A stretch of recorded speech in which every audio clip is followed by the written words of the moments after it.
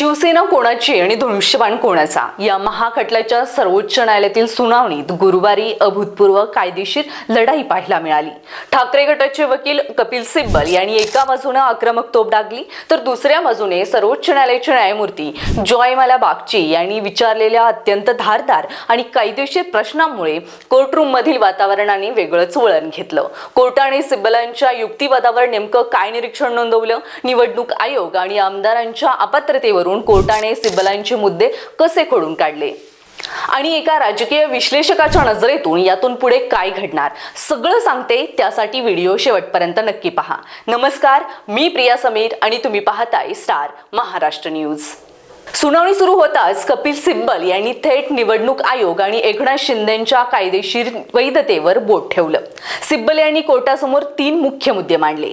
पहिला मुद्दा, शिवसेनेच्या 2018च्या अधिकृत पक्ष घटनेनुसार उद्धव ठाकरे हे पक्षप्रमुख आहेत। पक्षाची घटना सर्वोच्च आहे।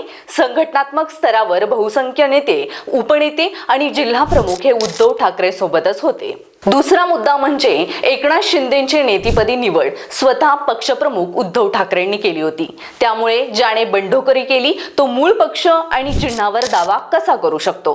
तिसरा मुद्दा म्हणजे विधिमंडळातील आमदारांचे बहुमत म्हणजे मूळ राजकीय पक्ष नव्हे। निवडणूक आयोगाने केवळ आमदार खासदार मोजून शिंदेंना पक्ष आणि चिन्ह दिलं, जे बेकायदेशीर आहे। पण कपिल सिब्बल यांच्या या दाव्यांवर सर्वोच्च न्यायालयाच्या खंडपीठानं अत्यंत गंभीर आणि महत्त्वाचे प्रश्न उपस्थित करत संपूर्ण केसचा रोख बदलला। न्यायमूर्तींनी थेट विचारलं की तुम्ही ज्या 2013 किंवा 2018च्या पक्ष घटनेचा दाखला देत आहात ती घटना निवडणूक आयोगाच्या रेकॉर्डवर अधिकृतपणे नोंदवली गेली होती का? त्यावर स्वाक्षऱ्या आहेत का? निवडणूक आयोगाने जर ती घटना स्वीकारलीच नाही तर आयोग तिच्या आधारे निर्णय कसा घेणार? कोर्टाचा दुसरा मुद्दा म्हणजे सिब्बल यांनी सांगितलं की 2019 ते 2022 दरम्यान शिंदेंनी या घटनेला कधीच आक्षेप घेतला नव्हता। त्यावर कोर्टाने स्पष्ट केलं की अंतर्गत घटना वैध आहे की अवैध हे ठरवण्याचा अधिकार निवडणूक आयोगाला नाही। आयोग केवळ बहुमत पाहतो।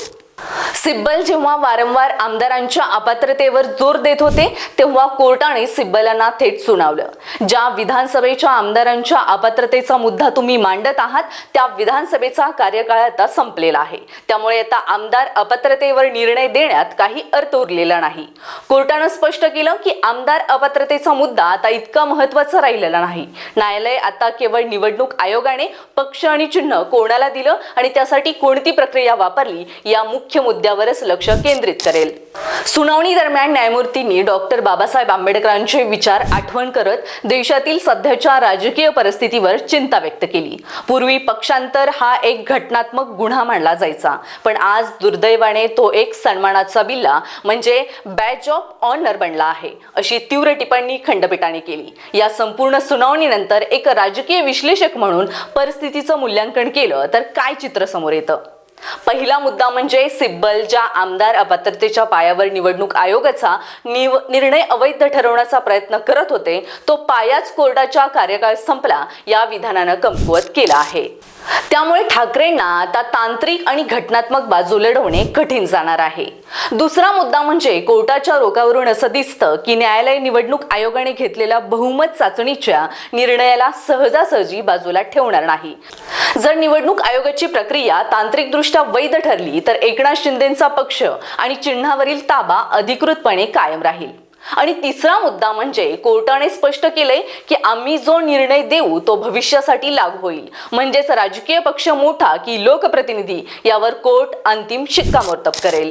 कायदेशीर रेटा शिंदेंच्या बाजूने झुकत असला तरी उद्धव ठाकरेंना जनतेच्या न्यायालयात सहानुभूती मिळण्याची मोठी संधी या सुनावणीतून मिळाली आहे। या संपूर्ण प्रकरणात तुम्हाला काय वाटतं आम्हाला नक्की कळवा आणि पाहत रहा स्टार महाराष्ट्र न्यूज। नवनवीन घडामोडी पाहण्यासाठी स्टार महाराष्ट्र न्यूजला सबस्क्राइब करा आणि ताज्या बातम्यांचे अपडेट मिळवण्यासाठी बेल आयकॉनला प्रेस करा आणि परिपूर्ण बातमी बरोबर रहा, इतरांपेक्षा एक पाऊल पुढे।